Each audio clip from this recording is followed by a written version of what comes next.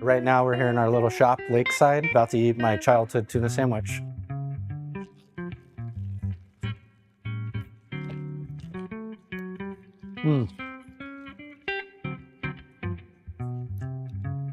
Wow, I love it. I think it's still just as great as it always was, even 35 years later. So.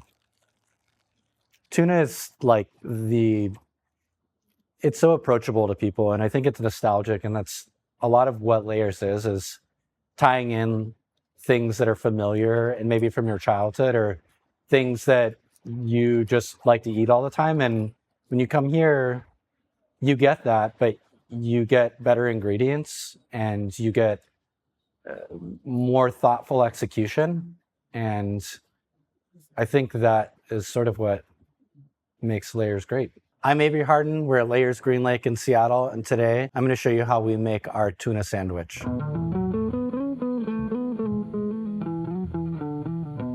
I've had a love for food since I was a kid, and before I could use stoves and knives and things that could hurt me, I was able to use cans of tuna that had a little pop top. So my favorite way to eat a tuna sandwich was tuna, the smallest amount of mayo, maybe salt and pepper, and a handful of barbecue potato chips. That was it. It was as simple as it could be.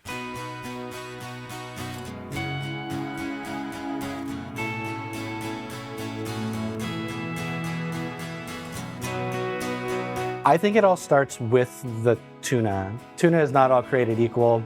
It sometimes has bycatch in it, or it comes from maybe areas that are overfished and the fish are distressed, and you can taste that. We have Sacred Sea Tuna. It's a family-run boat that comes out of Portland. It's line caught, and it is the best tuna that we can get our hands on. All of this fish is caught seasonally off the coast of Oregon. They only fish in the fall months, and then they bring the boat back in, and that's it. When we source line-caught tuna from Sacred Sea, we're assured that we're getting a product that's fished responsibly and ethically, and that it's going to be, amazingly delicious and good for our environment and our customers. Sacred Sea Tuna only allocates to one vendor, and we're fortunate enough to work with them, and we get as much of it as we can afford to buy. You can't buy it in stores, but you can buy it through their website. You can come to our shop and buy it. There may be a handful of other restaurants in Seattle or Portland that carry it, but it's a pretty unique tuna, and it's special to us.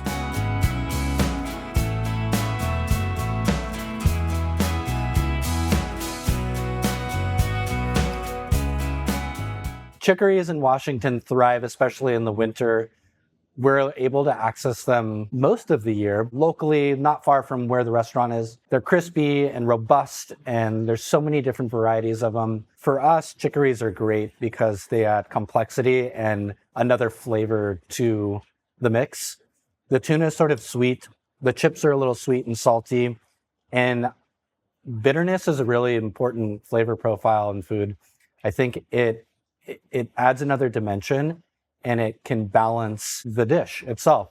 So I think chicories really lend themselves well to this sandwich in lieu of like a crisp lettuce or a romaine or something that's really just adding more sweetness and sort of a diluted lettuce flavor. It's a shame not to utilize what's readily available and different than what a lot of other restaurants are serving.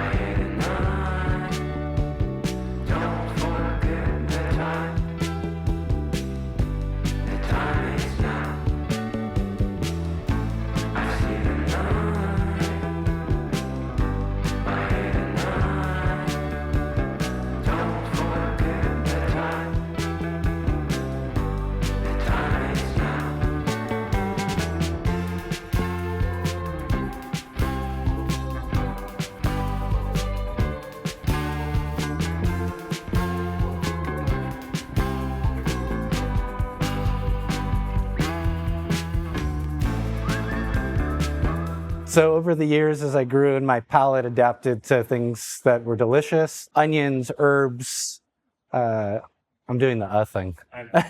This tuna has aioli, lemon juice, dill, shallots, cornichon, a little bit of salt and pepper, and it all just gets mixed together gently. It gets piled on a bed of chicories and delicious sourdough baked by Grand Central Bakery, topped off with a handful of barbecue potato chips.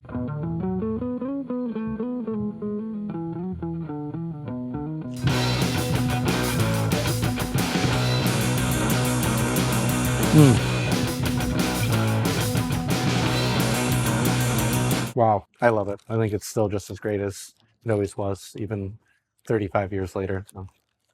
When I was a kid and I was eating, I think it was just mushy and soft, and the bread wasn't toasted, and I desired something crispy, and chips make perfect sense. Like, why eat them on the side when you can eat them on your sandwich? I think barbecue because it's smoky, and smoke and tuna work so great together.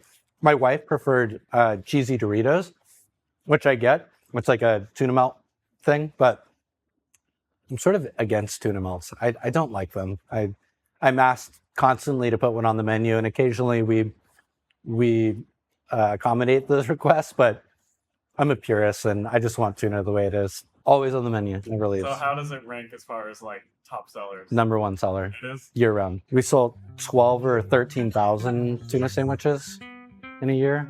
I mean, for a small sandwich shop, that's a lot. Lots of dill and chopped parsley. Okay. Yeah.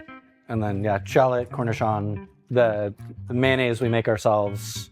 Really simple, like garlic aioli, basically. Yeah, salt and pepper. That's really good. Thank you. Yeah, and it's like, it's not a cheap tuna sandwich either. It's like 18, I think we have it on for 18 or 19 right now. And we make an okay margin, but it's just what good tuna costs. Captain Rick was the captain of the boat. Still the captain.